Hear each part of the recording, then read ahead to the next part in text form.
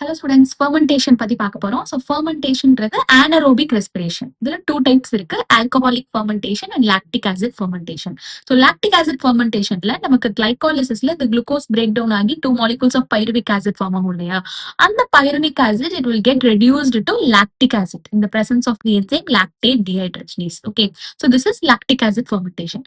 Whereas alcohol ஃபெர்மெண்டேஷன்ல நமக்கு கிளைகாலிசிஸ்ல இருந்து கிடைச்ச அந்த பைருவிக் ஆசிட் வந்து ஃபர்ஸ்ட் அசிட்டால்டிஹைடா கன்வெர்ட் ஆகும் in the presence of the enzyme pyruvic acid decarboxylase, and in the acetaldehyde வந்து it will get converted to ethanol. Acetaldehyde ethanol reduce ஆகும் in the presence of the enzyme alcohol dehydrogenase. Okay, so alcoholic fermentationல ethanol and carbon dioxide form ஆகும். This is important in each aspect.